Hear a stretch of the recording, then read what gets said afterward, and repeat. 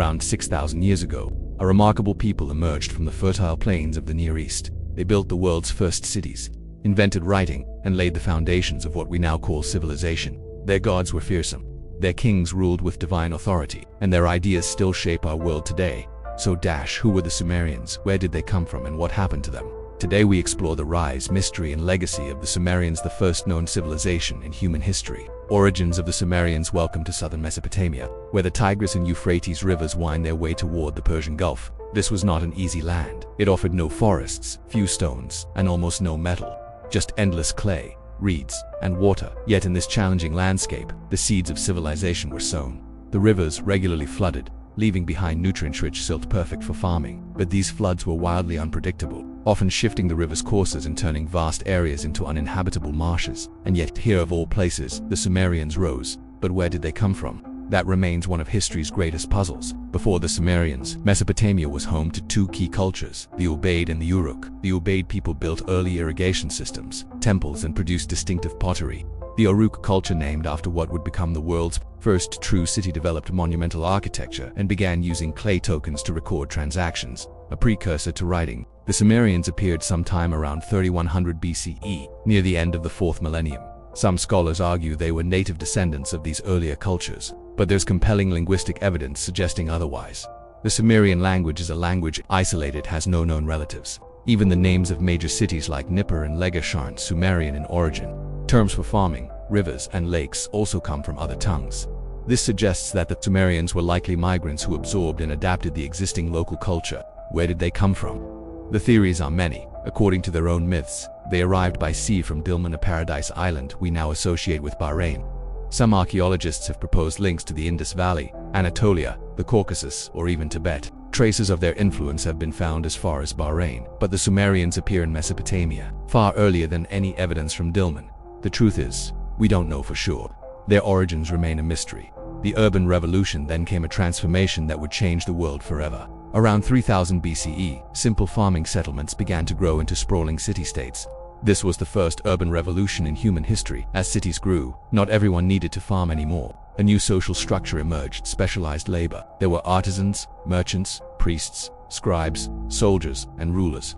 It was the birth of complex society. At the heart of this transformation were the Sumerians' sophisticated irrigation systems. To control the Tigris and Euphrates, they built an immense network of canals, dikes, and reservoirs. The power and prosperity of a city-state depended directly on how well it managed water. A typical Sumerian city oversaw about 300 square kilometers of irrigated land, roughly the size of Queens in New York City. Building and maintaining these vast hydraulic systems required thousands of coordinated laborers. Over time, those who directed this workforce, managers, priests, and kings, became a powerful elite. Thus, in the effort to tame nature, the Sumerians created something else: government, hierarchy, and organized religion. The rise of the city-states. Dozens of independent city-states dotted the southern Mesopotamian plain. Among them, Uruk, Kish, Lagash, and Uruk, ruled by its own king, guarded by city walls, and dominated by massive temples known as ziggurats. But one city held unique importance: Nippur. Nippur was not the largest or richest, but it was the religious heart of Sumerian. It housed the great temple of Enlil, the king of the gods.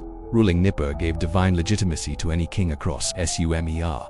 This is only the beginning of the Sumerian story, the first to build cities, to write, to rule in the name of the gods. Their journey from mysterious migrants to history's first civilization reshaped the world forever.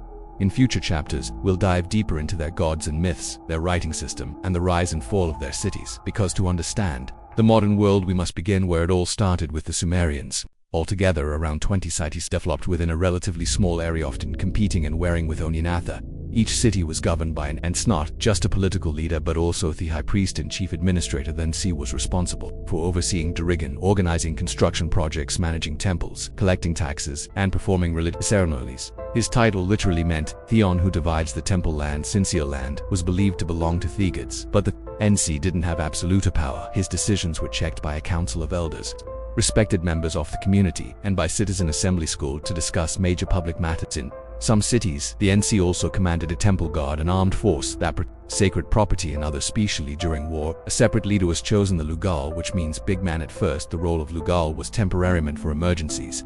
but over time it became permanent and eventually hereditary as lugs gained more oath. They took control of the military administration and religion, while the NC gradually became a subordinate figure, more like a mayor or a high priest under royal authority.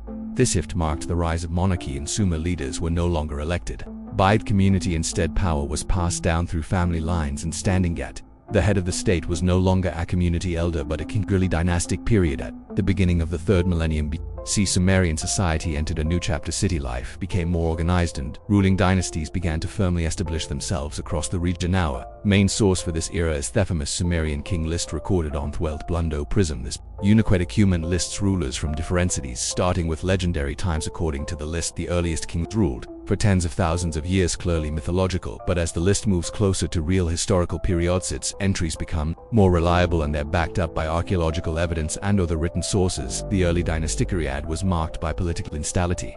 City-states were constantly at odds, and some rulers managed to briefly dominate their neighbors. King An, memory of Kish, and his son Aga, for example, controlled a large area stretching between Kish and Uruk.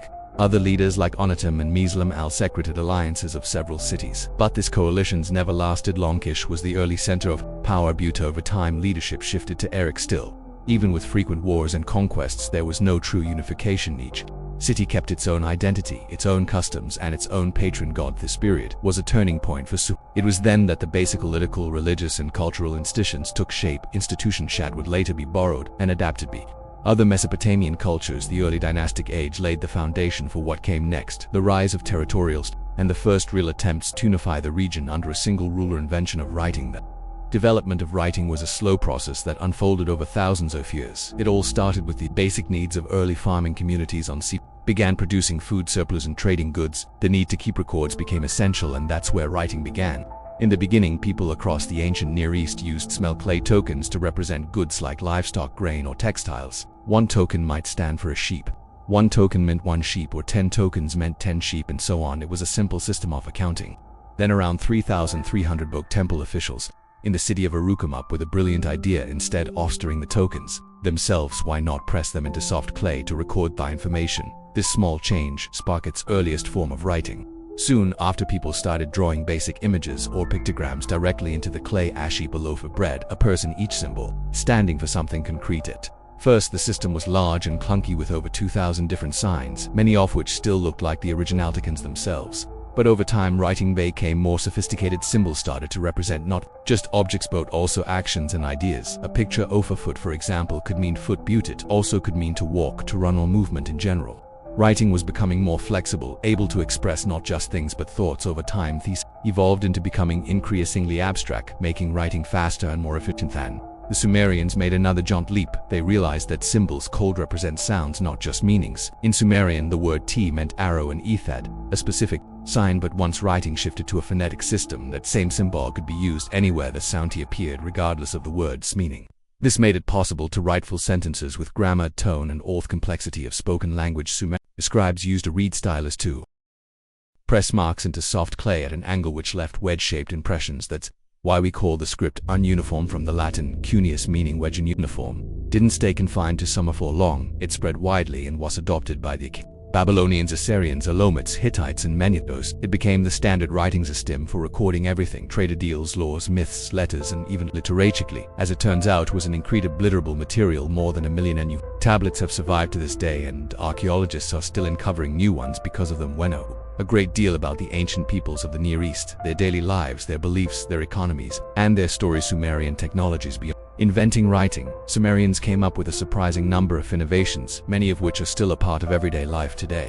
One of their most important inventions was the plow. It revolutionized farming by making it more efficient, which meant fewer people had to work the land. That freed up time and labor for new kinds of work: pottersmiths, merchants, and scribes, and helped it kickstart a more complex, specialized sushi. Most famous invention, though, is probably the wheel. The earliest wheels were likely used in religious rituals to carry statues of gods, priests, or rulers.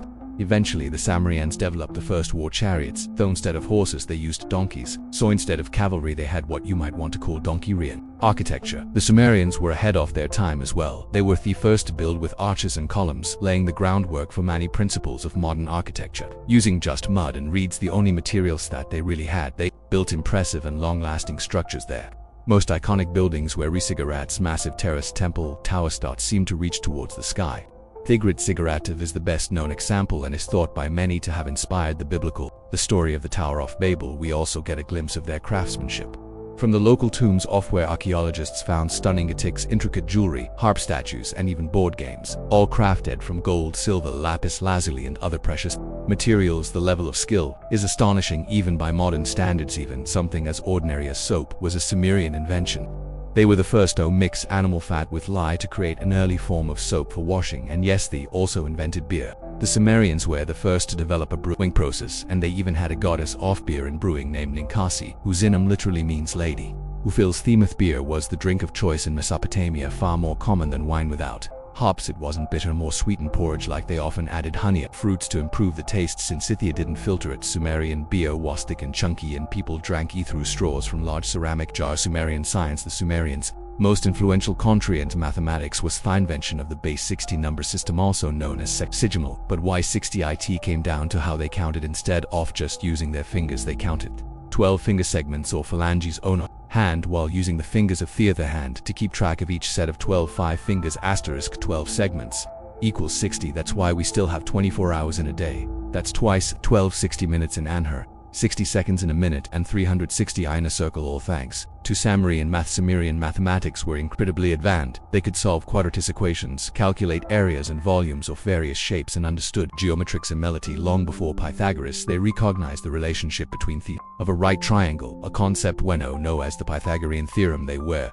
just as forward-thinking in astronomy as well. The Sumerians compiled first star catalogs, tracked planetary movements, and even learned how to predict solar and lunar eclipses. These observations weren't just scientific, they were deeply tied to their religion. The Sumerians believed that for the positions of celestial bodies affected human fate, laying the foundation for what we now call astrology. Their calendar was based on lunar cycles with 12 months of 29 to 30 days, totaling around 354 days in a year to keep it in sync with the solar year. They occasionally added a 13th month. Even the 7-day week traces back to Sumer. Each day was associated with a noun celestial body. That legacy lives on in the names of the days: Sunday for the sun, Monday for the moon, Saturday for Saturn, and so on. The Sumerians were also legal pioneers. They created some of the earliest known law codes before the famous Code of Hammurabi. These early laws covered everything from trade and property to marriage, inheritance, and criminal offenses. They reflect a strong concern for justice and order, and an effort to build a society guided by clear rules. Education was another cornerstone of Sumerians.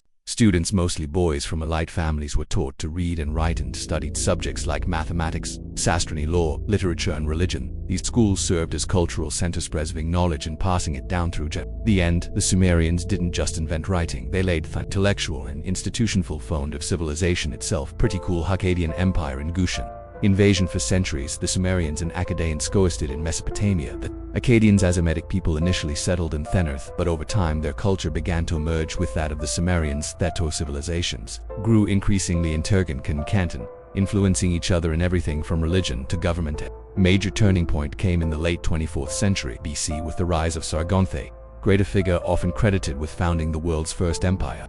History part legend and part history begins with a myth born to a priestess of the goddess Ina. Baby Sargon was placed in a reed basket and set adrift in the Euphrates River. A gardener found him and raised him. As an adult, Sargon rose to prominence at the court of Kish, eventually overthrowing the king, seizing power and launching a sweeping unite all of Mesopotamia under Sargon. The Sumerian city-states were brought under a single rule, and the Akkadian Empire expanded far beyond their borders. His domain stretched from the Persian Gulf to the Mediterranean and from the Zagros Mountains to the edges of the Anatolia. The first known attempt to create a centralized, multi-ethnic state to manage his vast empire. Sargon appointed governors and stationed garrisons across conquered territories. His military campaigns extended into Syria, where he destroyed the powerful kingdom of Ebla, and into Elam, where he captured its capital. Susa Akkad became a dominant power in the region, controlling trade routes and vital resources. The first true superpower in recorded history, Sargon's grandson Naram Sin took the empire even further. He crushed their rebellions in Sumer and Syria and adopted the bold title, King of the Four Corners of the World.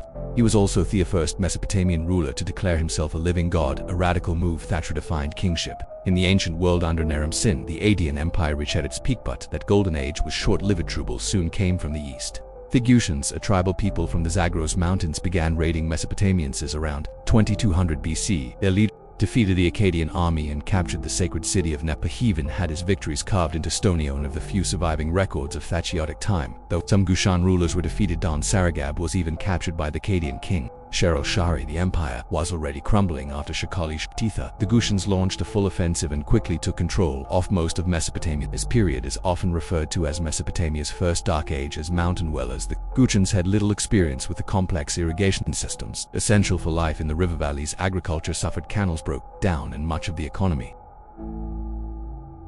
collapsed. Many cities were abandoned, and only in the remote swampy south did traditional Sumerian life continue more or less undisturbed. The Gushans never managed to establish a stable government. Over time their control weakened. They faced growing resistance from Ardians, Elamites, and Sumerians alike.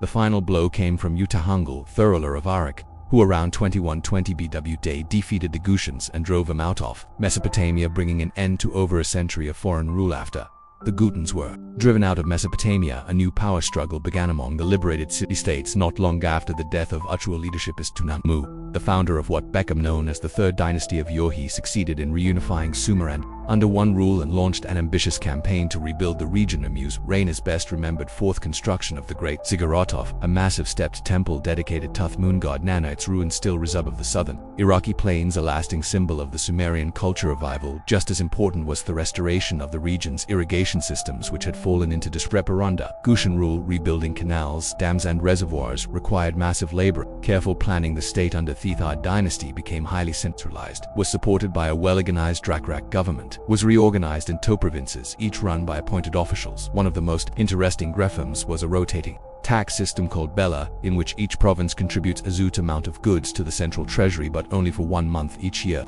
This system helped ease the tax burden and made resource management more flexible and efficient. The rulers of the Third Dynasty also worked to revive Sumerian cultural traditions. It was during this period that the famous Sumerian king list was compiled, a political document meant to legitimize its new dynasty by linking it to ancient even mythical kings. Although Adian had become the common spoken language, Sumerian was restored as the official language of administration, religion, and literature. But beneath the surface, problems were growing. The centralized bureaucracy thought had functioned well under strong rulers, became bloated and corrupt under weaker suitors. Discontent grew, especially in the northern, mostly Adian-speaking zones. Challenges were made worse by environmental problems. Over-irrigation had caused salinization of the soil, reducing crop yields and leading to food shortages. Some scholars believe that by the end of the Third Dynasty, much of southern Mesopotamia's farmland had been abandoned because of salt buildup. External threats added to the pressure from the west. The Amorites, nomadic tribes, gradually moved into Mesopotamia, disrupting trade and farming from the east. The Elamites, a long-standing rival from what is now Iran, pushed into the region, seeking to expand their influence.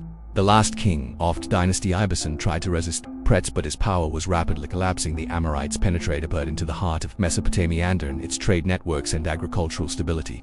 Finally, in 2004 BC, the Elamites delivered the final Third Dynasty of Ur and blow, capturing and sacking the city of Ur to the people of the time. Thephalov was a cosmic catastrophe in the Lument of Ur, a powerful literary text from that period. The gods are described as abandoning the city, dooming it to destruction. The poem tells of brutal invaders looted temples and desperate mothers fleeing with their children. With fall of the era of the Sumerian statehood came to an end. Mesopotamia splintered into smaller kingdoms, many of them ruled by Amorite dynasties. The most of these would later become Babylon, especially during the reign of Hammurabi around 1792 to 1750. BC Sumerian disappeared from daily life, serving only as a sacred and scholarly long, much like Latin in medieval Europe. Its religion, literature, and knowledge were absorbed by Akkadians, Babylonians, Assyrians, and other peoples of the ancient Near East. And so ended the story of one of humanity's earliest and most influential civilizations. The Sumerians has vanished as a distinct people, but their legacy lived on in the culture, religion, science, and art of Mesopotamia, and through it in the foundations of the modern world. Once again, if you've made it to the end of this video, we really appreciate it if you liked and subscribed. ********.